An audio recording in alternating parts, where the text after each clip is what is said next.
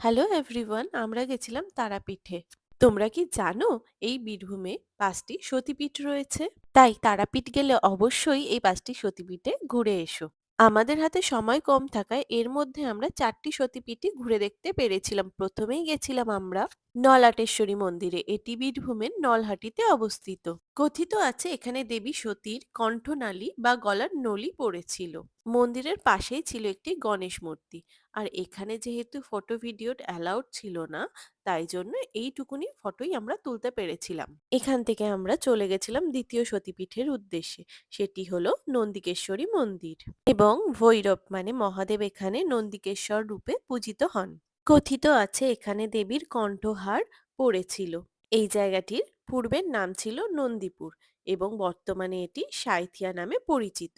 এখানে একই শিলাখণ্ডে পূজিত হন দেবী নন্দিনী ও তার ভৈরব। এরপর আমরা চলে যাই দেবী ফুল্লরার মন্দিরে। এই মন্দিরটি বীরভূম জেলার লাভপুরে অবস্থিত। এটি ৫১ সতীপীঠের অন্যতম অট্টহাস নামে পরিচিত। এই পথ ধরেই আমরা আস্তে আস্তে মন্দিরের ভেতরে প্রবেশ করেছিলাম এবং মন্দিরের চারিপাশে খুব সুন্দরভাবে সাজানো ছিল, কারণ এখানে কোনো অনুষ্ঠান চলছিল, তার জন্য মেলাও হচ্ছিল বাইরে। কথিত আছে এখানে দেবীর ঠোঁটের নিচের অংশ পড়েছিল এবং দেবী এখানে ব্রহ্মশিলাতে পূজিত হয়। এখানে দেবীর কোনো মূর্তি নেই।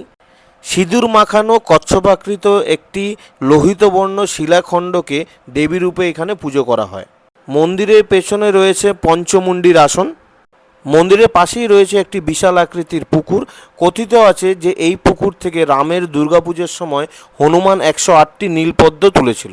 দেবী ফুল্লরার মন্দির দর্শন করে আমরা চলে গেছিলাম আরেকটা সতীপীঠ, যেটা হলো কঙ্কালীতলায়।